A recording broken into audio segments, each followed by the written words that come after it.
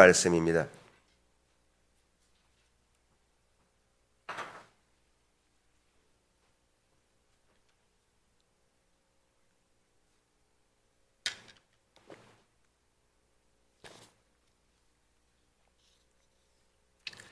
우리 한 목소리로 합독하겠습니다. 시작. 너는 내게 부르짖으라. 내가 내게 응답하겠고 내가 알지 못하는 크고 은밀한 일을 내게 보이리라. 아멘. 우리가 기도하는 이 부분입니다. 무슨 얘기냐면 전도의 실패는 기도의 실패라 제가 말씀을 드렸어요. 그렇기 때문에 우리가 특별히 관계중심 전도로 나아가는 데 있어서 가장 먼저는 기도부터 시작하는 것이다 라고 하는 것입니다. 왜 기도하는가? 우리에게는 능력이 없기 때문에 기도하는 겁니다. 우리가 능력이 우리의 자원으로 전도를 감당할 수 있다면 기도할 필요가 없어요. 또 하나는 전도는 우리의 영역이 아니라 하나님의 영역이에요. 하나님께서 우리보다 더 전도에 대한 마음을 가지고 있습니다. 왜 그럴까요? 그것을 위해서 예수님께서 이 땅 가운데 오셨기 때문에 그렇습니다. 온 인류를 구원하기 위해서, 온 인류를 전도하기 위해서 하나님께서 독생자 예수 그리스도를 아낌없이 내어줬단 말이에요. 그리고 예수님께서 이 땅 가운데 사역하시다가 마지막 우리 가운데 유언으로 남겨주시는 말씀이 뭐냐? 땅끝까지 이르러 복음을 증거하라고 하는 것입니다. 그렇기 때문에 이 전도에 대한 열망 누구에게 있는가? 하나님께 있어요. 우리보다도 더 큰 열망이 하나님께 있다라고 하는 것입니다.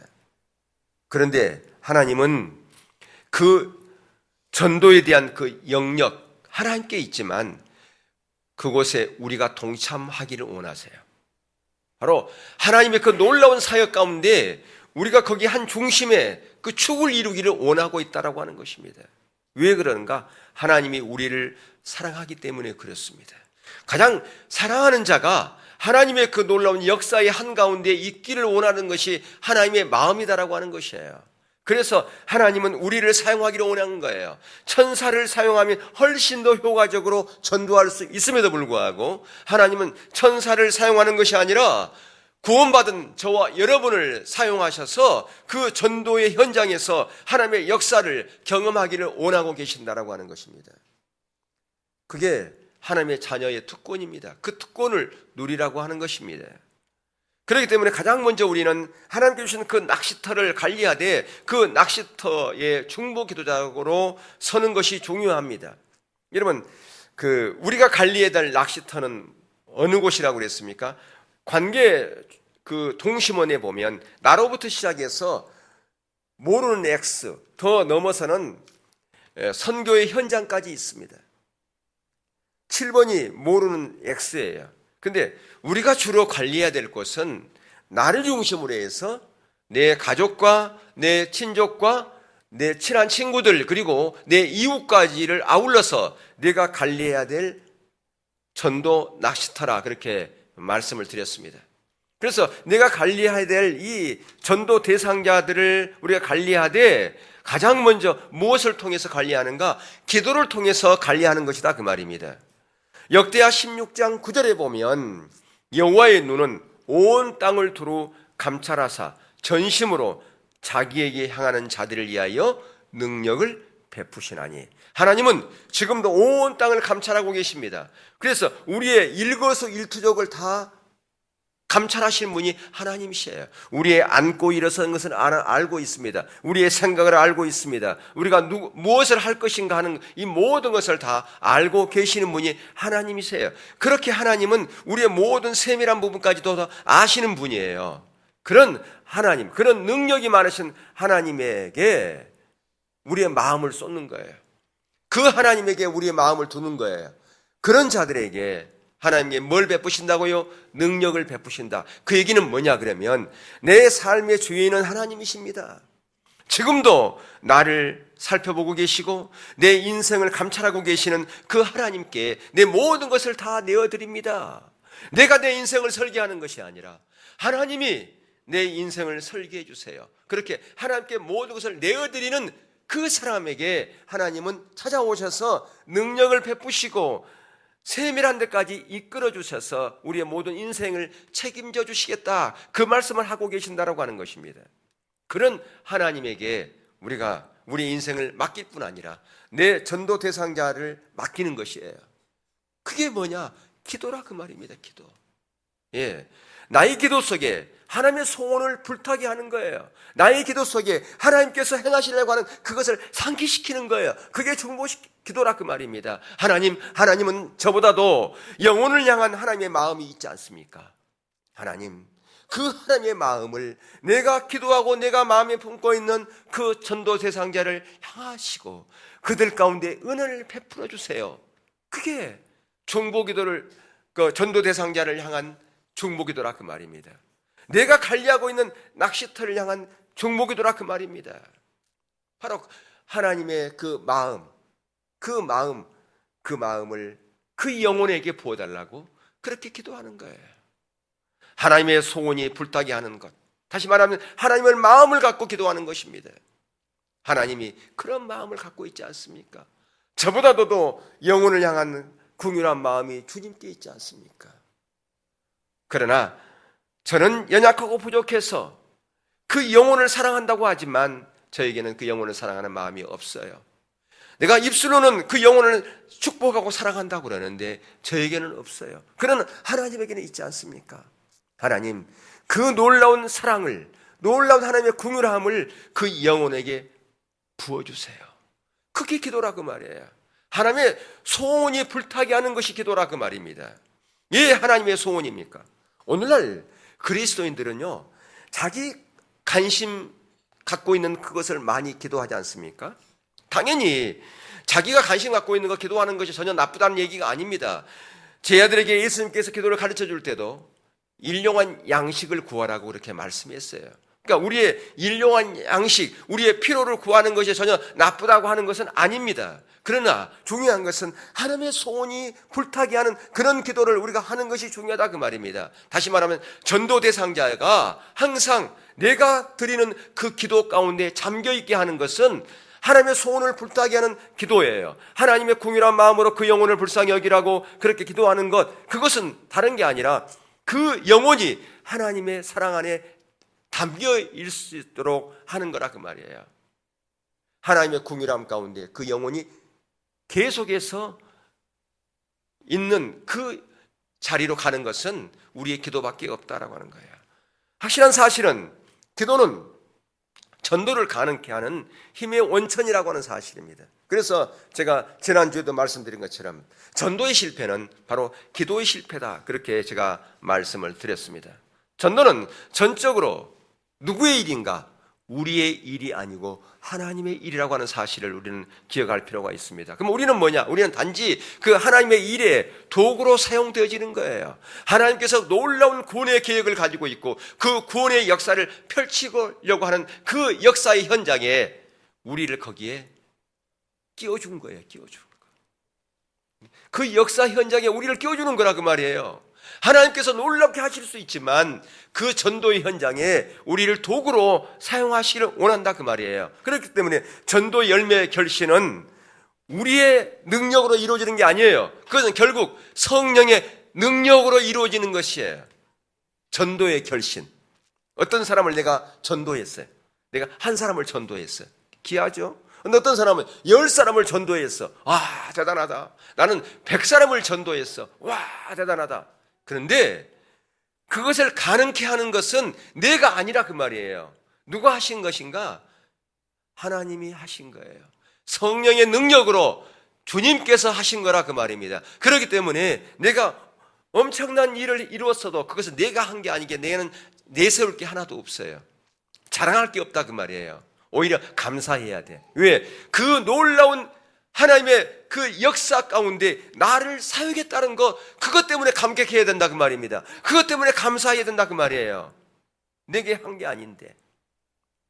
우리가 잘 아는 열왕기상 18장에 엘리야가 하나님의 놀라운 기도의 그 소식을 듣습니다. 3년 동안 기도가 가뭄 들었는데 하나님께서 마침내 비를 내려주겠대요. 그때 엘리야는 뭐 합니까? 기도하지요. 그 하나님의 약속을 붙잡고 기도해요. 근데 그게 엘리야가 기도했기 때문에 비가 내려진 게 아니잖아요. 하나님께서 약속하신 것이었어요. 근데 신약 성경에 와서는 뭐라고 얘기하고 있느냐? 엘리야가 기도했기 때문에 비가 내려졌다고 그렇게 말씀하고 있다 그 말이에요. 예. 그 얘기는 뭐냐면 그 놀라운 역사의 현장에 우리를 거기에 사용하기를 원하고 우리가 그 역사 현장에 있기를 원하시는 하나님의 마음이다 그 말이에요. 오늘날도 우리가 하나님의 놀라운 기적의 현장에 여러분 있고 싶지 않습니까? 예전에 오병이의 기적이 베풀어진 그 역사 현장에 우리가 있었다면 얼마나 감격하겠습니까? 예수님께서 놀랍게 그 치유하는 그 치유의 현장에 우리가 거기에 있었다면 얼마나 우리가 감격하겠습니까? 그런데 그보다 더 큰 역사, 그게 바로 그것은 구원의 역사예요. 한 영혼이 죽기로 되어지는 것만큼 큰 역사가 없어요. 근데 그런 하나님의 역사 가운데 우리를 사용하기를 원하시고 그 역사 현장에 우리가 함께 하기를 원하시는 것이 아버지 하나님의 마음이라고 하는 사실이에요. 그렇기 때문에 전도 사역에 있어서 가장 중요한 것은 기도다 그 말이에요. 근데 우리가 기도하는 주로 기도는 어떤 기도입니까? 내 건강을 위해서, 내 자녀를 위해서, 내 어떤 물질을 위해서, 내 사업을 위해서, 내 어떤 승진을 위해서, 또 취업을 위해서, 입학, 승진, 성공, 결혼 등등 해서 다 그 기도가 어떤 기도입니까? 내 자신을 위한 기도 아닙니까? 그런데 마태복음 6장 33절에서는 그런 기도는 그것은 보너스에 불과한 거라고 말씀하고 있어요. 여러분 어떤 청년이 대학을 졸업하고 또는 고등학교 졸업하고 직장을 갔어요. 나는 보너스를 많이 주는 회사에 나는 가고 싶다. 물론 그것도 보너스 많이 준다면 좋죠. 근데 본봉을 500만 원 주는 회사가 있는데 보너스는 없어. 본봉은 500만 원 주는데. 근데 한 곳은 본봉 월급은 100만 원밖에 안 줘. 근데 보너스를 1200%를 준대. 와, 나 거기 가야지. 그런 사람이 있겠어요? 이런 분 같으면 어디 가고 싶어요? 월급을 매달 500만 원 주는데 가고 싶어요. 월급은 100만 원밖에 안 주는데 보너스는 1200% 줘요. 어디 가고 싶어요? 예? 500만 원 주는데 가고 싶잖아요. 근데 지금 하나님께서 우리가 기도하는 그 모든 것은 보너스에 불과하다라 그렇게 얘기하고 있어요. 자, 마태복음 6장 33절 잘 아는 건데 한번 볼까요? 시작. 그런즉 너희는 먼저 그 나라와 그 의를 구하라. 그리하면 이 모든 것을 너에게 더하시리라. 이 모든 게 뭔데요? 건강, 자녀, 사업, 마음의 평안, 안전, 가족, 취직, 승진, 입학, 성공, 이런 등등 이런 모든 것들은 다 보너스. 예, 더해주겠다. 뭘 하면? 먼저 그 나라와 의를 구하면. 근데 우리는 먼저 그 나라와 의를 구하는 기도는 하지 아니하고 보너스 이거에만 관심 있고 이것만 위해서 기도하고 있다라고 하는 것이에요. 먼저 그 나라와 의를 구하여 그렇게 구원에 대한 열정, 그게 먼저 그 나라와 의를 구하는 거예요. 하나님의 나라가 이 땅 가운데 확장되는 거예요. 어떻게 확장되어집니까? 이런 영혼이 죽게 더해질 때 하나님 나라가 확장되어지는 거 아니겠어요? 그게 먼저 그 나라와 의를 구하는 거 아니겠습니다? 하나님의 마음이 있는 것 내가 하는 거예요. 하나님의 지금 우선순위를 갖고 있는 하나님의 소원이 불타고 있는 그것을 위해서 기도하는 겁니다. 그게 먼저 그 나라와 의를 구하는 거예요. 그것을 하게 되면, 그것을 위해서 기도하면 이 보너스에 대한 이 부분들은 내가 구하지 않아도 그냥 덤으로 줄게, 그렇게 말씀하고 있지 않습니까? 전도 대상자를 섬기는 데 있어서 가장 먼저는 그렇기 때문에 기도다. 무릎으로 영혼을 섬기라 그 말입니다. 무릎으로. 전도 대상자들이 우리들의 그 기도로 그들이 잠기게 돼야 된다 그 말입니다. 시편 126편 5절에 보면 이런 말씀이 있어요. 눈물을 흘리며 씨를 뿌리는 자는 하나님께서 기쁨으로 단을 거두게 하실 것이다. 예, 영혼을 위해서 무릎 꿇고 그 영혼에게 마음을 쏟고 그 영혼이 죽게 돌아오도록 그렇게 우리의 마음을 쏟고 눈물을 흘리며 기도할 때에 하나님께서 기쁨으로 단을 거두고 돌아오게 하실 것이다. 땀을 흘려서 영혼을 섬기는 것을 하되 뭘로부터 하라고요? 기도로부터 하는 것이 중요하다. 기도하면서 전략 세우고 기도하면서 접근하고 기도 중에 하나님 감동 주시는 것을 전하고 섬기고 이게 필요해요. 기도가 중요하다 그 말입니다. 여러분 지난번에 그 시간 나눠드는 종이 중에 보면 나를 통해서 내 가족과 친족과 이런 식으로 동심원이 다 그려져 있지 않습니까? 근데 그 주위에 보면 7가지가 쭉 있어요. 거기에 접촉하기, 또 다리 놓기, 다시 시작하기 뭐 이런 게 있단 말이에요. 근데 그런 모든 것도 뭘 통해서? 기도를 통해서 접촉하는 거예요. 기도를 통해서 다리를 놓는 거예요. 전략이 기도가 가장 큰 전략이다라고 하는 거예요. 그러니까 다른 사람을 접촉해 나갈 때도 기도 통해서 그것이 가능해요. 기도도 없이 한다고 하는 것은 그것은 하나님을 무시하는 행위예요. 왜 하나님을 무시하는 행위일까요? 내 능력으로 내 자원으로 할 수 있다라고 하는 거기 때문에 하나님 무시하는 거예요. 예. 기도는 뭐냐면 주님 저는 능력이 없고요. 저는 지혜가 없고요. 저는 자원이 없기 때문에 주님의 능력 필요하고요. 주님의 지혜 필요하고요. 주님의 전략이 필요합니다. 이런 고백이 바로 기도라 그 말이에요. 그런데 기도를 하지 않고 한다는 것은 하나님을 무시하는 거예요. 하나님의 능력을 무시하는 거예요. 나는 얼마든지 하나님 능력 없어도 내가 살아갈 수 있습니다. 할 수 있습니다. 이게 바로 에덴 동산에서 선악과를 따먹은 거예요. 그게. 내가 내 인생을 책임지겠다는 거예요. 내 하나님 없어도 내가 얼마든지 할 수 있습니다라고 하는 것과 같은 거라고 말이에요. 그래서 기도는 우리 신앙생활에 있어서 정말 중요한 거예요. 기도는 왜 하는 거라고요? 하나님의 겸손의 표시예요. 내가 할 수 없기에, 주님의 은혜가 필요하기에, 주님의 능력이 필요하기에 기도할 수밖에 없습니다. 이거예요. 이게 겸손이에요. 겸손 이게요. 이렇게 기도하는 자를 하나님께서 사용하시죠. 이렇게 기도하는 자에게 하나님께 능력을 베푸신다 그 말입니다. 사무엘 선지자는 기도하는 것을 중단하는 것이 엄청난 큰 죄라고 그런 고백하고 있어요. 자, 사무엘상 12장 23절을 한번 읽어보겠습니다. 시작. 나는 너희를 위하여 기도하기를 쉬는 죄를 여호와 앞에 결단코 범하지 아니하고 선하고 의로운 길을 너희에게 가르칠 것인지요. 예. 사무엘 선지자는 아주 절박한 그런 상황 가운데서도 그런 기도했던 걸 볼 수 있어요. 예수님도 마찬가지잖아요. 예수님이 사역에 얼마나 바쁘셨습니까? 그리고 그분 하나님의 아들이었음에도 불구하고 그는 항상 어느 자리에 갔는가? 기도 자리에 갔었던 것을 볼 수 있습니다.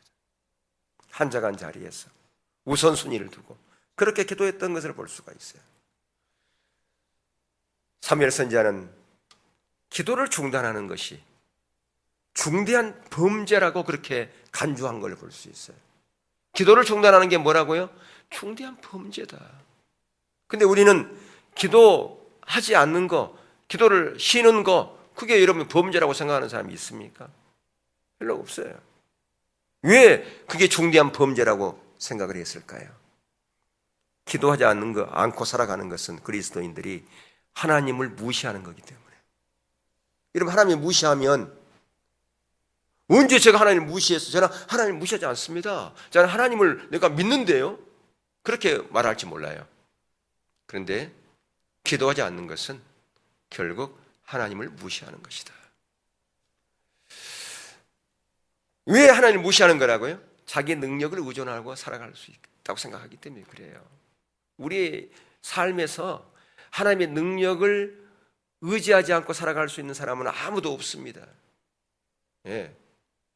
왜 자기 능력으로 살아갔다고 생각할까요? 그게 바로 뭐냐? 거짓 신앙이에요. 참담 신앙 가운데 있는 사람은 절대로 하나님의 능력을 의지하지 자기 능력을 의지하지 않습니다. 신앙생활이 애곡되어 있으면요 하나님을 의지하지 않습니다. 기도하지 않습니다. 왜? 얼마든지 내 자원으로 할 수 있는데요. 내 지혜로 할 수 있는데요. 세상의 방법으로 얼마든지 할 수 있는데요. 왜 하나님의 방법을 의지합니까? 왜 기도합니까? 왜 묻고 합니까? 네가 그냥 하면 되지. 예. 그러니까 신앙이 항상 타락할수록, 하나님을 떠날수록 다 그렇게 했어요.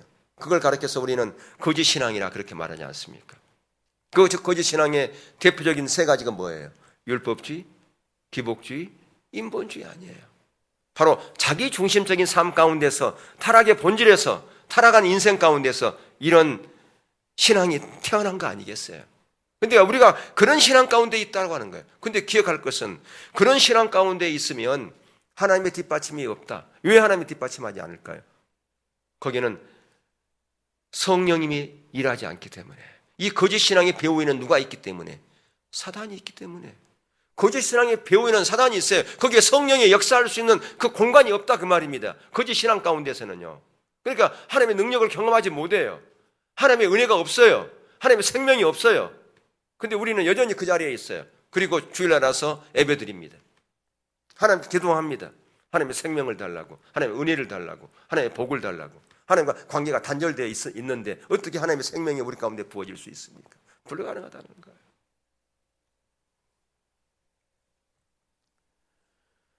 우리는 기도 가운데 항상 하나님의 인도함을 받아야 돼요. 성령에 의존하는 것, 성령님께 맡기고 그분의 인도하심을 따라가는 그러한 전도의 방법을 택해야 된다 그 말입니다. 그러니까 전도 사역은 우리의 사역이 아니기 때문에 그러는 거예요. 우리의 사역이 아니기 때문에 그분의 인도함을 받아야 된다라고 하는 겁니다. 그분께서 그것을 주도해 가기 때문에. 그럴 때 우리가 하나님의 큰 구원의 역사를 경험하게 된다. 아멘. 예. 그래서 관계전도 중보기도자는 기도할 때 그냥 기도하는 게 아니라 매일매일 결사적으로 기도하는 것이 필요하다. 왜 결사적으로 기도할까요? 영적인 전쟁이기 때문에 그렇습니다. 우리가 5만 번 기도 응답받은 목사님, 그러면 우리는 조지 밀러라고 우리는 다 알고 있습니다. 그 조지 밀러 목사님이 친한 친구 5명이 있었어요. 근데 그 5명의 구원을 위해서 기도를 했는데 첫 번째 결신이 언제 일어나느냐? 5년 만에 한 명이 구원받았어요. 몇 년 만에요? 5년 만에. 그리고 2사람이 또 구원받았는데 언제? 10년 됐을 때. 기도하기를 계속 했는데 10년 만에 또 2사람이 구원받았어요. 그러니까 마지막에 이제 2사람은 언제 구원받았을 것 같아요? 그것은 조지 밀러 목사님이 돌아가신 이후에 2사람이 죽게 돌아왔어요. 그러니까 이처럼 우리가 매일매일 기도하는 것이 매우 중요해요. 그런데 결국은 그 기도를 통해서 그 구원을 얻었다. 물론 하나님께서 하셨지만 기도는 이만큼 중요하다고 하는 사실입니다. 그래서 참된 중보기도자는 결코 포기하지 말아야 될 것이 있어요. 뭘 포기하지 말아야 될까요? 기도라고 말이에요. 기도. 예, 전도는 기도의 생활의 열매라고 하는 것을 기억할 필요 있어요. 물론 하나님이 하셨지만 조지 밀러의 5명의 친구가 죽게 돌아오는 것은 결국 무엇을 통해서? 조지 밀러 목사님의 기도를 통해서 그들이 돌아왔다라고 하는 겁니다. 그러니까 우리가 전도하는 데서 가장 먼저 기도다. 다른 영혼을 섬길 수 있는 방법이 여러 가지 있겠죠. 내가 가서 뭐 맛있는 거 사줄 수도 있고요, 선물도 할 수 있고요, 뭐 전화도 할 수 있고 문자 보낼 수도 있고 많은 것이 있는데 가장 먼저는 무릎으로 그 영혼을 섬기라고 하는 것입니다. 먼저. 그리고 그 영혼이 내 기도에 계속 잠기게 해야 돼요. 계속 잠기게. 매일매일 잠기게 해야 된다 그 말이에요. 그래서 매일 그 영혼을 위해서 기도해라. 그래야 그 영혼이 매일 내 기도에 잠기게 된다라고 말이에요. 왜 그럴까요? 중보기도는 하나님의 보좌를 움직이기 때문에 그렇습니다. 자, 한번 따라해 보세요. 중보기도는 하나님의 보좌를 움직인다. 예, 하나님의 보좌를 움직일 수 있는 것은 중보기도밖에 없다 그 말이에요. 아멘. 예, 하나님의 보좌를 움직일 수 있는 것은 중보기도밖에 없다. 그래서 우리가 하나님의 일을 하되 가장 먼저는 기도입니다. 그리고 순종이에요. 순종이 없이는 삶을 조종하여 순종하지 않으면 기도 못합니다. 그러니까 기도를 하고 안 하는 것도 순종의 문제예요. 믿음의 문제입니다. 믿음이 있어야 순종하거든요.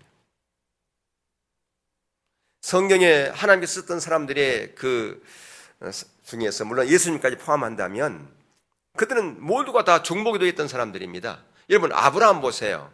아브라함도 창세기 18장에 보면 소돔과 고모라를 위해서 중보기도했던 것을 볼 수가 있고요. 그리고 모세에 보면 모세도 그가 중보기도했죠.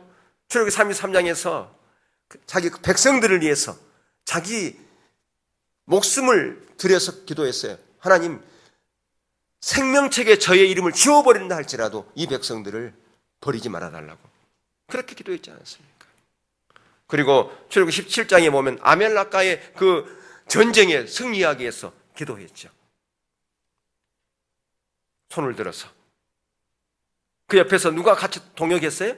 아론과 훌이 같이. 손이 내려오면 적이 이기는 거예요. 손이 올라가면 이스라엘이 이기고. 그러니까 아론과 훌이 옆에서 손을 잡아줬잖아요. 함께 동역했다 그 말이에요. 함께 기도했다 그 말입니다. 이것은 뭘 얘기해 주느냐? 중보기도의 능력이 이만큼 크다. 그것을 우리 가운데 보여주고 있는 거라 그 말이에요. 엘리야 보세요. 아까 얘기했지만 3년 동안 비가 오지 않았어요. 마침내 하나님께 비를 내리겠다고 약속했단 말이에요. 약속했으면 기도할 필요 뭐 있어요? 하나님께서 약속했다 하면 좋아하고 뭐 알리고 그러면 끝날 건데 그때부터 하나님의 사인이 올 때까지 줄기차게 기도했던 것을 볼 수 있어요. 느헤미야서 1장에 보면 느헤미야 선지자 같은 경우에 보면 그 느헤미야가 중보기도 하잖아요. 무슨 소식을 듣고요? 자기 고국의 소식을 들었어요. 예루살렘의 성벽이 해파되었다는, 무너졌다는 그 소식을 듣고 너무너무 가슴이 아파서 그때부터 나와 내 집이 범죄했습니다라고 그가 회개하면서 가슴을 치면서 기도하는 자로 가지 않습니까? 예수님도 마찬가지예요. 예수님도 요한복음 17장에 보면 그 제 아들을 위해서 오늘날 저와 여러분을 위해서 기도했던 것을 볼 수가 있고요. 바울의 중보기도도 우리가 신약에서 볼 수가 있잖아요. 갈라디아 4장이라든가 에베소 3장이라든가 교회 성도들을 위해서 그렇게 기도한 걸 볼 수가 있어요. 이만큼 중보기도는 하나님의 보좌를 움직이는 능력이 있다고 하는 겁니다. 오늘날 그리스도인들이 전도를 몰라서 못하는 것은 아니에요. 전도의 방법들이 얼마나 많이 있습니까? 전도의 교육도 많이 받았어요. 그러니까 전도를 몰라서 못하는 게 아니에요. 많은 경우 하고 싶지만 어떤 경우는 두려움이 있습니다. 어떤 경우는 그 사람이 나를 어떻게 생각할까 라고 하는 두려움이 있어요. 그거 왜 그럴까? 내 능력으로 하려고 하니까 그러는 거예요. 내 능력으로 하려고 그러니까 두려움이 있는 거죠. 내를 보니까 말재가 높죠. 나를 보니까 두려워. 나를 의지하기 때문에 그래요.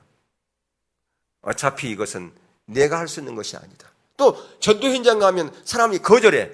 또 나에게 욕을 하고 어떤 경우는 막 물을 뿌리기도 하고 소금을 뿌리기도 하고 별 짓을 다 해. 그거에 대한 창피함, 거절감, 수치심. 근데 여러분 기억할 것은요. 요한계시록에 보면 그렇게 전도하다가 선교하다가 순교한 사람들은 하늘에 뭐처럼 된다고 그랬냐면 하늘의 별처럼 빛난다고 그랬어요. 우리 그 슬로건몰이라든가 요즘은 이제 우리 세명유통 그 스타들 앞에서 막 흔드는 이 타올 그거 만들고 있잖아요. 이거. 근데 그 사람들이 스타가 아니에요. 하늘의 별처럼 빛나는 자들이 있어요. 어떤 자리 하나의 별처럼 빛나느냐? 전도 현장에서 거절당하고 전도 현장에서 매맞고 전도 현장에 핍박받고 전도 현장에서 여러 가지 욕먹고 하는 사람, 그런 사람이 하늘의 별처럼 빛난다 그 말이에요. 그러니까 별을 다는 방법이 있어요. 여러분 주먹 세계에서 감옥에 한번 갔다 오면 뭘 단다고 그래요? 별 단다고 그러잖아요. 근데 우리 그리스도인이 별 다는 것이 있어요. 전도 현장에서 내가 수치를 당하고 전도 현장에 쫓겨나고 전도 현장에서 욕먹고 할 때마다 뭐가 하나씩 생기는 거예요? 별이 하나씩 생기는 거예요. 그러니까 전도 현장에서 별 소리를 다 듣고 수치를 당한다 할지라도 이러면 그것 때문에 마음 상할 필요가 없어요. 오히려 뭐 해야 돼요? 감사해야 돼. 아, 내가 또 별 하나 달았구나. 예, 이런 자들을 하나님께서 하늘의 별처럼 빛나게 하신다고 말씀했다 그 말이에요. 그러니까 두려워할 필요가 없어요. 오히려 담대하게 나가는 거예요. 내가 가면 죽으면 죽으리라. 내가 수치를 당하면 당하리라. 왜? 어차피 나의 능력이 없으니까. 나는 그냥 도구로 사용되는 거니까. 그 영혼을 구원하고 안 하는 거 이것은 내게 있는 게 내게 달린 게 아니라 하나님의 일인데 하나님의 능력이 거기에 오면 그 사람이 구원받는 것이지만 그렇지 못하면 구원받지 못하는 것이지. 나 때문에 하는 것이 아니다. 그러나 중요한 것은 뭘 하고서 가야 되겠습니까? 기도. 충분하게 기도하고서 가야 되는 것이죠. 기도는 능력이기 때문에. 그래서 하나님의 능력은 기도와 직결된다는 그 말이에요. 하나님의 능력은. 기도가 없으면 하나님의 능력도 없다. 예. 오늘 전도의 회복은 곧 뭐의 회복인가? 기도의 회복이다.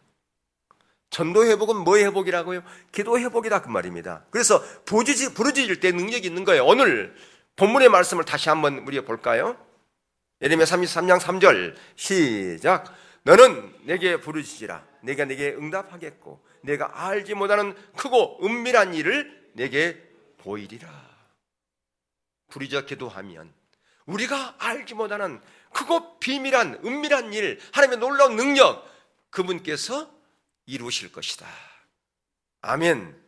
예. 다시 말하면 우리가 하나님께 그렇게 부르짖어 기도할 때 하늘의 보좌의 문이 열리시고 은혜를 베풀어 주실 것이다 그 말입니다. 기적을 일으키실 것이다 그 말이에요. 한 영혼이 주께 더한 것만큼 큰 기적이 어디 있습니까? 예. 그런데 이런 전도는 방어적으로 그래서 해서는 안 돼요. 어떻게 해야 되냐? 공격적으로 하는 것이다. 전도는. 왜 전도는 공격적으로 해야 되는 것인가? 이건 영적 전쟁에 있어서 사단의 머리를 이미 예수님께서 깨뜨렸고 그 졸개들을 우리가 추적하는 데 있어서 앞서서 나가야지 지금 도망가고 있는 그들을 향해서 우리가 방어적으로 하면 안 된다 그 말이에요. 쫓겨가고 있는 지금 그들이 지금 두려워 떨고 있는 그런 가운데서 공격적으로 해야 된다라고 하는 거예요. 물론 우리에겐 능력이 없어요. 사단을 쳐부술 만한 능력이 우리 가운데는 없습니다. 그러나 우리는 이 영적 전쟁에 한가운데 놓여 있다고 하는 사실을 우리는 기억할 필요가 있어요. 그렇기 때문에 어느 사역보다 강력한 기도가 뒷받침되어진다라고 하는 거예요. 그러니까 우리는 이 전도하는 사람이 가장 최정예병인 거예요. 최정예병. 영적 전쟁에서 최선봉에 서는 자가 누구냐? 전도자다 그 말입니다. 예전에도 지금도 마찬가지예요. 지금도 북한에서 무장공비가 막 이렇게 넘어온다 그러면 최선봉에 쓰는 사람이 아무나 쓰는 게 아니에요. 우리나라 같으면 특전사가 쓰죠. 특전사가 침투에 들어가는 거예요. 먼저. 얼남전 때도 마찬가지였어요. 얼남전 때도 어느 지역을 침공에 가면 먼저 특전사가 제일 앞에 갔어요. 우리가 알고 있기로는 백마부대 이렇게 영호부대 그것만 간 줄 알았는데 특전사가 갔어요. 왜? 전쟁의 그 일선에 특전사가 들어가야 되니까. 가장 위험하게 들어갔죠. 우리가 그런 이 영적 전쟁의 최선봉에 서고 있다. 누가? 전도자가. 그런데 기도 없이 되겠습니까? 기도 없이 절대 불가능하다 그 말입니다. 영적 전쟁에서 기도로 우리가 무장되어 있지 않으면 결정적인 순간에 이길 수가 없습니다. 승리할 수가 없어요. 예수님도요. 그 십자가를 칠 그 영적 전쟁의 그 마지막 사단의 머리를 깨뜨리는 그 놀라운 그 승리를 앞두고도 뭐 했는가? 기도했어요. 한 번이 아니라 3번이나 했어요. 그게 바로 겟세마네에서 기도했던 거 보죠. 자, 한번 볼까요? 그 현장으로 가보겠습니다. 마태복음 26장 36절에서 46절 한번 보겠어요. 시작. 이에 예수께서 제자들과 함께 겟세마네라 하는 곳에 이르러 제자들에게 이르시되 네가 거기 가서 기도할 동안에 너희는 여기 앉아 있으라 하시고 베드로와 세베대의 아들 두 아들 데리고 가실새 고민하고 슬퍼하사 이에 말씀하시되 내 마음이 매우 고민하여 죽게 되었으니 너희는 여기 머물러 나와 함께 깨어 있으라 하시고 조금 나가서 얼굴을 땅에 대시고 엎드려 기도하여 이르시되 내 아버지여 만일 그러나 내 아의 원대로 마시옵고 아버지의 원대로 하옵소서 하시고 제 아들에게 오사 그 자는 것을 보시고 베드로에게 말씀하시되 너희가 나와 함께 1시간도 이렇게 깨어 있을 수 없더냐. 시험에 들지 않게 깨어 기도하라. 마음에는 언의로되 육신이 약하도다 하시고 다시 두 번째 나아가 기도하여 이르시되 내 아버지여 만일 내가 마시지 않고는 이 잔이 내게서 지나갈 수 없거든 아버지의 원대로 되기를 원하나이다 하시고 다시 오사 보신즉 그들이 자니 이는 그들이 눈이 피곤함이려라. 또 그들을 두시고 나아가 세 번째 같은 말씀으로 기도하신 후 이에 제 아들에게 오사 이르시되 이제는 자고 쉬라. 보라 때가 가까이 왔으니 인자가 죄인의 손에 팔리느니라. 일어나라 함께 가자. 보라 나를 파는 자가 가까이 왔느니라. 결전의 순간, 결전을 앞두고서 지금 뭐 하셨는가? 기도했다 그 말이에요. 한 번도 아니고 세 번이나. 예. 우리가 그 영적 전쟁의 최선봉에 서서 나아가는데 기도 없이 되겠냐 그 말.